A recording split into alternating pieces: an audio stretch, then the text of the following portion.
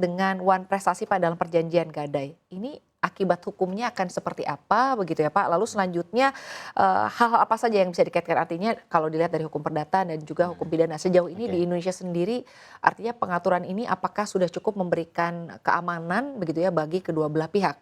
oke, Baik artinya peminjam atau dalam hal oke. ini lembaga gadainya begitu atau juga bagi pihak yang menggadaikan barangnya. Baik, mekanismenya yang pasti, kalau terjadi wan prestasi ya, si orang yang berhutang ini akan ditagih bunga, denda yang pasti. Jadi, ditagihnya tidak hanya utang pokoknya, pasti dengan denda dan bunga dan itu pasti akan lebih besar, pinjam 10 juta bisa jadi 25 juta. Nah, yang berikutnya adalah selain tagihan yang kemudian membengkak, itu adalah, barangnya pada akhirnya dijadikan jaminan untuk pelunasan hutang itu tadi. Itu mau tidak mau, ya kan. Eee, Kemudian selebih daripada itu, mekanisme penyelesaiannya memang mekanisme, keperdataan, ya. Karena memang ini perjanjian pokoknya adalah perjanjian hutang piutang, tapi tidak menutup kemungkinan memang di beberapa perkara yang berkaitan sama hutang piutang itu digunakan mekanisme pemidanaan, ya. Ini memang untuk, Lebih melindungi ya. melindungi, pelaku usaha juga. Tapi memang, secara umum kalau suatu perkara itu memang, adalah suatu, hubungan keperdataan, maka pengadilan pidana pun itu tidak mau memutus untuk memidanakan dari, orang yang bersalah ini.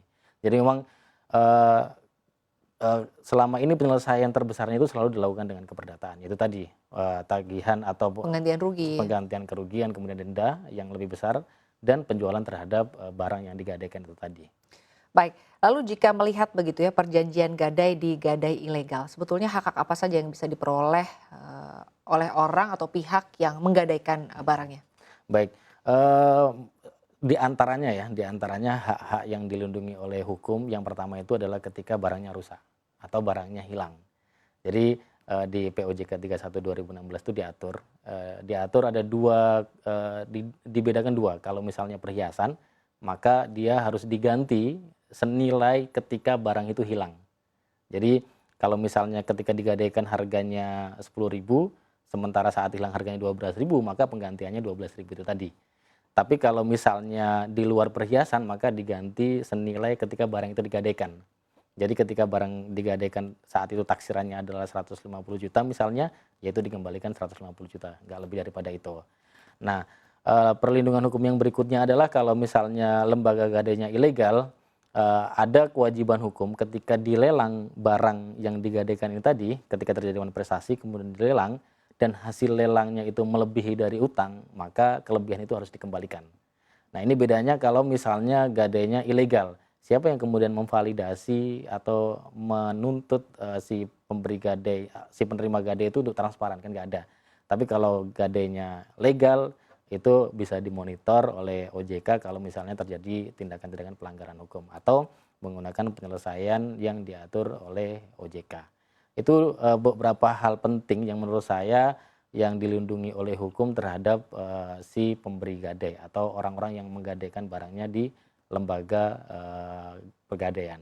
Baik, artinya untuk di lembaga pegadaian yang legal begitu ya, apabila Mhm, ternyata barang rusak atau hilang, betul, ini dikembalikan sesuai dengan nilai ketika barang itu hendak dikembalikan begitu betul, ya, betul. Pak Ahmad. Lalu selanjutnya Pak terkait dengan lelang gadai ya. Mhm, Kita lihat begitu banyak fenomena penipuan begitu. betul. Banyak juga artinya dari kasus ini yang kemudian bisa terjerat kasus hukum. Mhm. Anda sendiri melihatnya apakah ada celah hukum Pak terkait dengan proses lelang gadai di tanah air? Sejauh ini mungkin Anda pernah menyelesaikan kasus-kasus lelang gadai seperti apa? Eee, Lelang gade kalau dilakukan dengan, lembaga lelang ya, mungkin itu peraturan hukumnya udah cukup cukup ini ya, cukup rapet ya. Tapi ada celah yang kemudian kalau misalnya, lelang ini tidak dilakukan tapi menggunakan mekanisme penjualan di bawah tangan.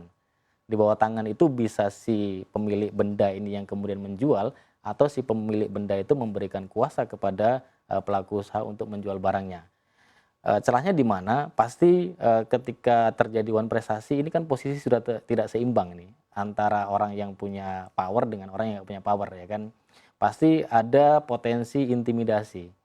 Dengan kondisi yang sudah tidak seimbang ini pasti ada intimidasi atau ada hal-hal yang kemudian membuat orang si pemilik barang ini mau tidak mau mengikuti pressure ya, ada tekanan. kemauan dari si perusahaan ini tadi. Jadi celah yang paling mungkin itu adalah ketika proses penjualan barang gadai ini dilakukan di bawah tangan, tidak melalui lembaga lelang yang resmi. Karena kalau melalui lembaga lelang resmi kan syarat dan ketentuannya ada tuh, semuanya harus lengkap. Tapi kalau kemudian di bawah tangan ini transaksinya sulit untuk dimonitor. Karena kembali ke para pihak masing-masing, antara pemberi gadai dengan penerima gadai. Sementara posisi kedua belah pihak ini sudah tidak seimbang, lebih ke situ. Baik, tapi kan saat ini juga ada fenomena artinya pihak yang mengaku-ngaku begitu ya dari lelang itu sendiri begitu, sehingga menjual atau benda dengan dalih benar-benar menjual padahal sebetulnya yang dijual tidak ada, bodong saja begitu. Bagaimana Anda melihat ini? Kalau itu lebih ke arah penipuan karena dia nggak punya izin untuk menyelenggarakan lelang, bukan lembaga lelang gitu kan, tiba-tiba dia mengaku bisa melelang suatu benda. Makanya karena dia tidak berizin, dia bukan pihak yang berwenang, maka ini ada potensi dugaan kuat tindak pidana penipuan malah. Maka mekanismenya pasti mekanisme pidana dan ini perlu dilakukan penegakan hukum oleh aparat kepolisian atau pihak-pihak berkepentingan lainnya. Baik, Pak Ahmad, terakhir Pak, tegaskan lagi mungkin secara singkat begitu sebagai edukasi juga ke masyarakat begitu, hal-hal apa yang perlu diwaspadai walaupun artinya dalam keadaan terdesak, mungkin gadai seperti apa yang aman bagi masyarakat? Baik, menurut saya yang paling penting pastikan siapa pihaknya, pastikan siapa orang yang akan menerima benda kita, karena kalau kita bertransaksi dengan orang yang tidak kompeten maka potensi hilang benda kita ada dan kita ditagih lebih mahal juga bisa. Yang kedua, baca syarat dan ketentuannya, jangan malas, pokoknya itu baca semua secara teliti karena di situ biasanya ada jebakan-jebakan gitu kan untuk pelaku-pelaku usaha yang nakal. Jadi jangan malas untuk riset, untuk memastikan siapa pihak yang akan kita ajak bertransaksi.